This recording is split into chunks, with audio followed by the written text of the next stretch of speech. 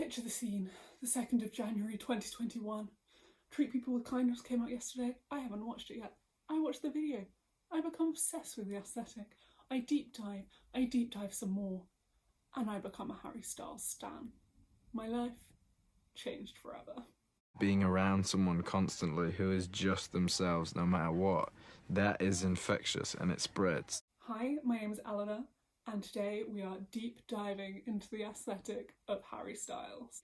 This is all prompted by a Jack Edwards video where he offhandedly remarks that Harry Styles could be considered camp, and then in the comments I read that someone said that Harry Styles could be considered a dandy. Me, being obsessed with gender, fashion, and newly obsessed with Harry Styles, had to take this to the next level. So I've done some digging, and today we're going to try and attempt to answer the question, is Harry Styles a dandy?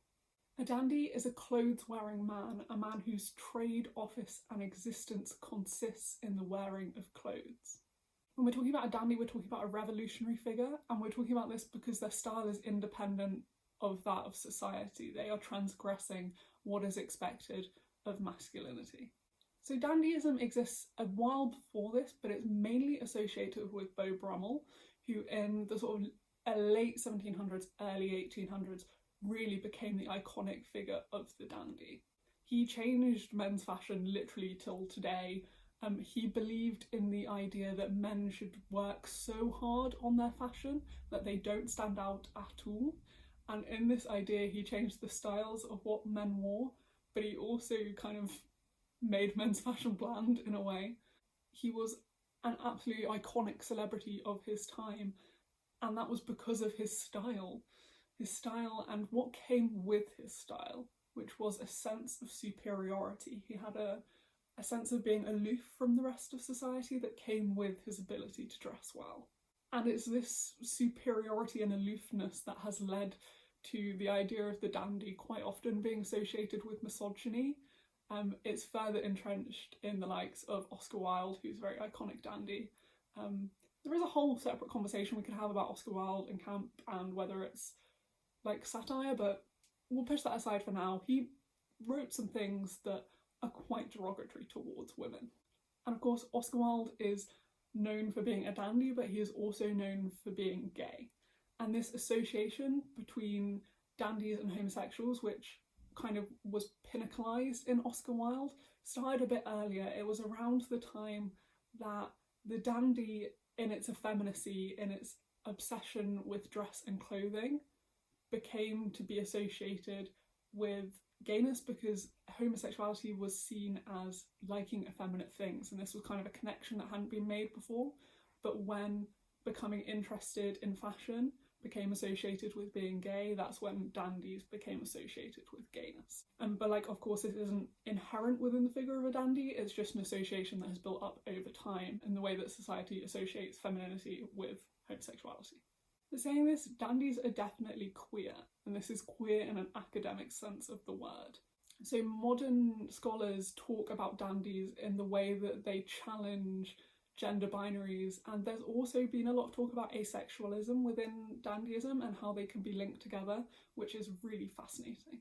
But yeah, it's important here to make the distinction that using the term queer says nothing about the sexual orientation of Harry Styles. He has in the past said that he has no interest in putting a label on his sexual orientation, and I have no interest in labelling his sexual orientation. It's a word that means different from society and can be used in an academic sense without relating to someone's sexual identity. Okay, so there's an important distinction I think that needs to be made here. What I've been talking about and what you might think of when I say dandy are two quite different things. So what you think of when I say dandy is probably finely manicured, well-worn suits, like put a lot of effort into grooming, that sort of thing. And yes, that's a dandy aesthetic in the sense that it's kind of what Beau Brummell championed and his legacy, and that is still the look that we associate with dandyism, but that's not actually what being a dandy means. That look is the legacy of the masculinity that Beau Brummell created, but what dandyism truly is very inherently queer in its sense of going against the norm and redefining masculinity. If you're simply reproducing that legacy of that what was once new masculinity, that's no longer being a dandy because you're no longer being revolutionary. So this is the key quote, I think, that I want you to remember when we go on to talk about Harry Styles. For these writers, being a dandy meant transforming every gesture, every look, every silence into an intentional performance designed to produce an effect. Two people who are scholars stress that the dandy must astonish without ever being astonished himself. Fine clothing, elegant mannerisms, witty conversation, these are the trappings of dandyism, but its elegance is in the making of meaning. The transformation of the body into a hyperfield of signs in which every chosen element is intentional and significant in a literal sense. The dandy's effect is an artistic one. Now this is where Harry Styles comes in. So even discussions as early as 2016 were naming Harry Styles as a modern dandy. But like, why? This all started with a Gucci floral suit that Harry Styles wore to the AMAs in 2015. This is also around the time 2015 when Harry Styles started working with his stylist Harry Lambert, and whenever he appears in any professional capacity, he is working with Harry Lambert to create his look. So this sort of form of dandyism is new in the sense that it is inherently a collaborative dandy aesthetic. This went to a whole nother level when Harry Styles left One Direction. When he released his debut album and he went on tour with this album, his suits went to a whole new level. Every night of his tour he was wearing a new and different suit, and all of those suits were suits as we have never really seen them before. This is when he truly became known for the suit. Now in modern culture, if you're talking about suits, you're talking about Harry Styles. I don't have time to go through everyone, and you should definitely peruse at your own pleasure because they are gorgeous, gorgeous suits. But it's fair to say he wore a few of them and they made some waves. Through this look, Harry is popularising a new and very transgressive version of masculinity within popular culture. Within these outfits, he has created a new look for men. It challenges the colour, silhouette, fabric, style that have all long been associated with a very hyper-masculine style. This is not to say that these looks in isolation haven't existed before. Of course, Harry is drawing off style icons such as like Prince, Bowie, even a bit earlier he goes quite like Mick Jagger, but he has made this look his own. This look is now associated with him and has enough differences from those looks that it is Harry's look. But what is important with this as well, with the figure of the dandy, is that he has been embraced with enthusiasm with this look. People love it, and it has become iconic, it has become what you want to look like. I think maybe the difference with style icons of the past, I'm not a complete expert, is that these people were seen as icons, but they didn't become the masculine ideal. I think Harry Styles has now become the masculine style ideal. You want to be him, he's the standard that everyone is working towards.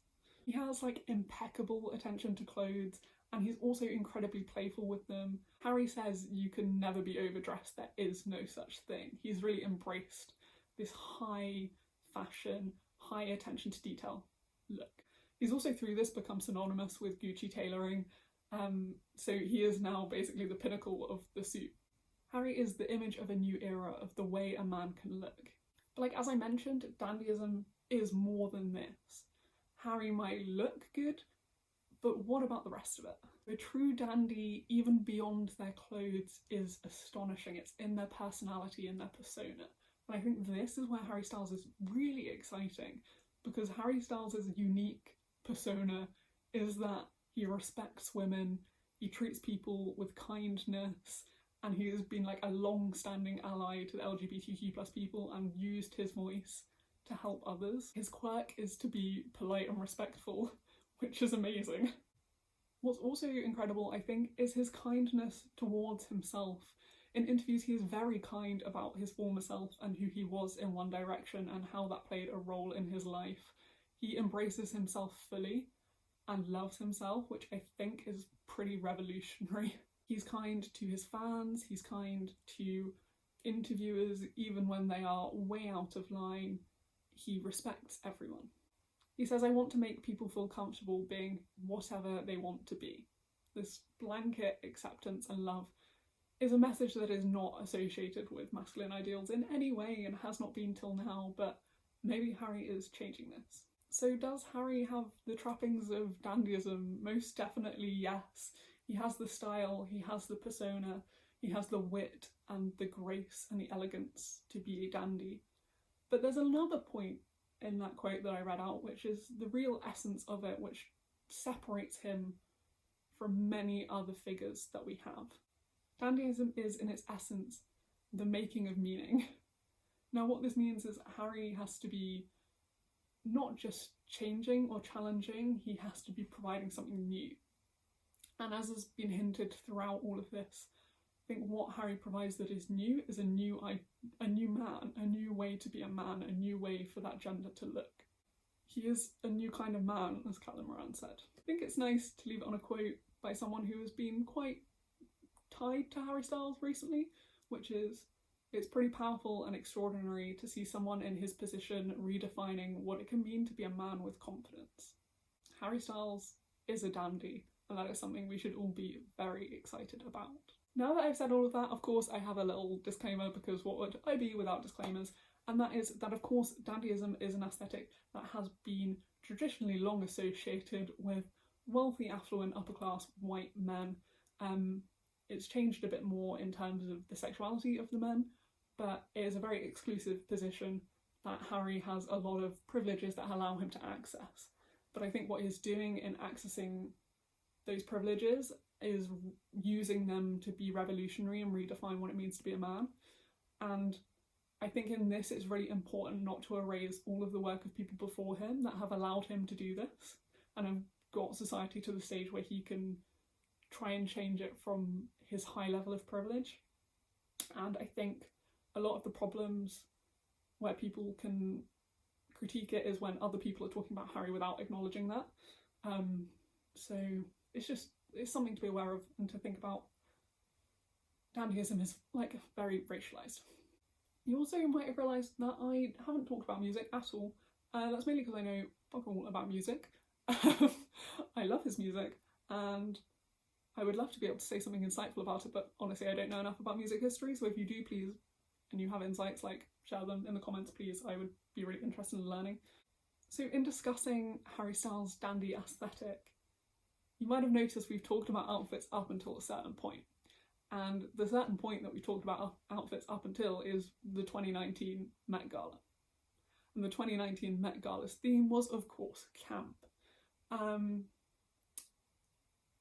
I'm not going to say anything, I'm just going to say maybe there might be a conversation here about whether Harry Styles is camp. And I also think that's a lot more of a contestable question. So I'm just saying, stay tuned, you know? Stay tuned. Before we go, I just want to highlight that I am wearing white trousers. I put effort in, but you can only see me from the top up, so know that I went whole hog on this. I'll see you next week, or alternatively on June 21st in a nightclub